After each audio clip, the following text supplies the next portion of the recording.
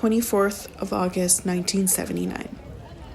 Last night, at the Flore, where I read Le Monde, no news. Beside me, two boys. I know one of them by sight, and we even nodded to each other. Nice looking, regular features, but coarse fingernails. Have a long argument about telephone wake-up service.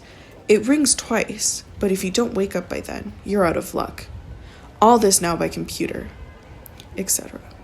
In the metro, quite full it seemed to me of young foreigners, perhaps from the Gare du Nord and the Gare de l'Est, a guitarist, American folk songs, passing the hat in one car. I carefully choose the next car, but at Odeon he changed cars and got in mine. He probably works the whole train. Seeing which, I got right off and returned to the car he had just left. Passing the hat always embarrasses me as a form of hysteria and blackmail and in arrogance as well, as it was self-evident that such music or any music always gives me pleasure. I got off at Strasbourg Saint-Denis, the station echoing to a saxophone solo. At the bend of a corridor, I noticed a thin young black producing this enormous, inconsiderate noise, run-down character of the neighborhood. I took the Rue d'Aboukir, thinking of Charles, who mentions it. I didn't know it came out so close to the boulevards. It was not yet 8:30. I delayed a little so as not to turn up exactly on time at 1:04, where Patricia L. would have to come down to let me in. The neighborhood was deserted. Dirty, a strong wind was blowing, raising huge piles of papers and empty boxes, the detritus of the factories of the neighborhood. I discovered a tiny triangular square, Rue d'Alexandrie, I think.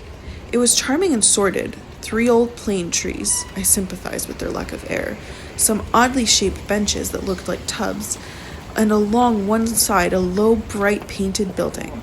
I thought it might be a tiny, very shabby music hall, but no, it was another box factory. Beside it, on a patch of wall, a huge movie poster, Peter Ustinov flanked by 2 young women. I went on to the Rue Saint-Denis, but there were so many prostitutes you couldn't really stroll here without seeming to be doing something else. I retraced my steps. It was boring, no shop windows to look at, and as I sat down for a minute on one of the benches of the little square, some kids were playing football and shouting. Others were flinging themselves on top of huge piles of paper that the wind was beginning to scatter. I thought, how much like a movie. I had to shoot this to get it into a film. I fantasized a little, imagining one technique that would allow me to film the scene immediately, a perfect camera where my second shirt button is, and another that would make this square with the wind blowing through it a setting act where you could put a character after the fact. Finally, I went to 104, still musing, alarmed by the grim power of this corner of Paris. Passing in front of the Hotel Royal Aboukir, what a name. All this was like some disinherited New York neighborhood, on the smaller Parisian scale. At dinner, a good risotto, but with the beef, of course, not cooked at all, I felt comfortable with friends. AC, Philippe, Roger, Patricia, and a young woman, Frédérique, who was wearing a rather formal gown. Its unusual shade of blue soothing. She didn't say much, but she was there. And I thought that such attentive and marginal presences were necessary to the good company of a party.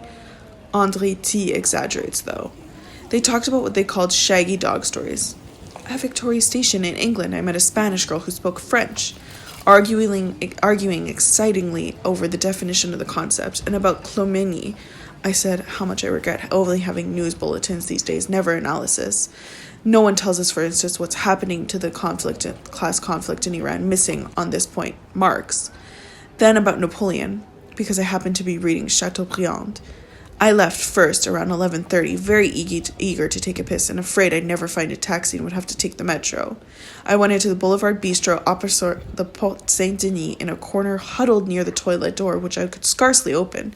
3 indefinable creatures, half pimps, half queens, talking about a whore from Marseille as far as I could make out. A handsome tattooed Asian, I saw the blue-green tattoos below the short sleeves of his t-shirt, was standing at the pinball machine with a friend. The barman and the proprietress, vulgar, tired, and kindly. I thought, what a job. The taxi stank of dirt and some sort of pharmaceutical smell, yet the no smoking sign was explicit. In bed, while Germaine Telfeur eagerly propounded her platitudes and vanities in a voice and a diction I love, waited impatiently for the Stravinsky and Satie records to end so that I could hear more of her. In bed then, I glanced at the first pages of a text MS just published by Seul. FW had told me about it, wondering what I could say and finding, though it was nicely written and sympathetic, no more than yeah. Then I continued, fascinated, with the history of Napoleon and Memoire d'Outre-Ombre. After turning out the light, I went back to the radio for a while. A sour, fragile soprano doing an insipid classical aria, something like Campria. They're all alike. I turned it off. 25th August, 1979. At the Flore with Eric M., we ordered soft-boiled eggs and sausages and a glass of Bordeaux. No one to look at. A gray-haired, bearded Argentinian come to my table and renews an invitation he says he has already made to come. All expenses paid to his communications institute.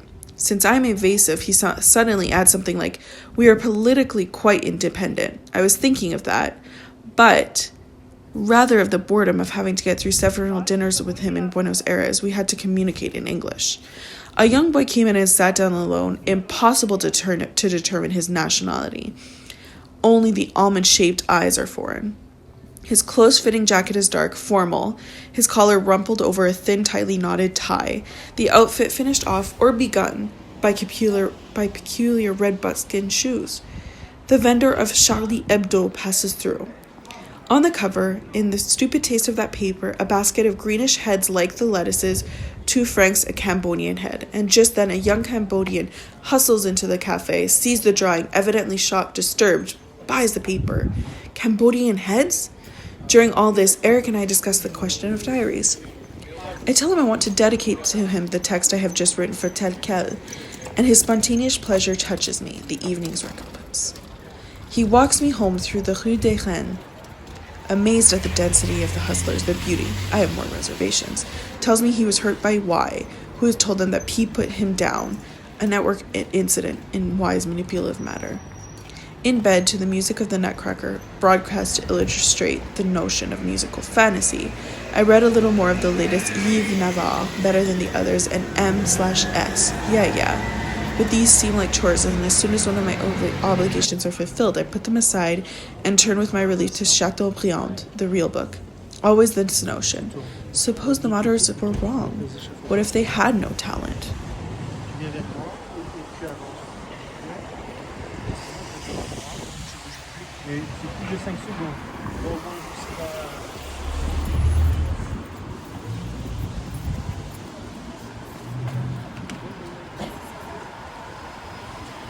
Le problème, c'est le soleil.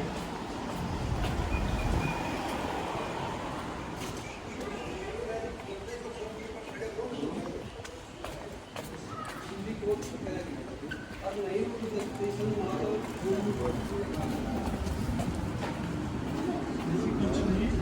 Vous savez pas sur l'empreinte.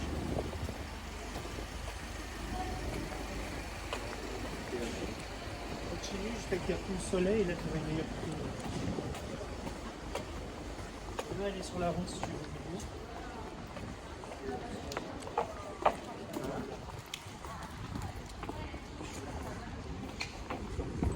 Là, je fais la place.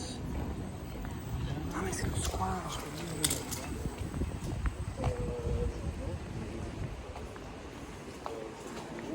Tu veux la mettre?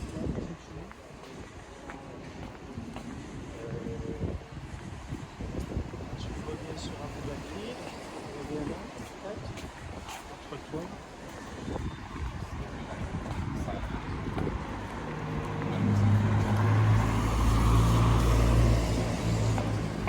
Je continue jusqu'au bout, on va aller, il y a le petit square après.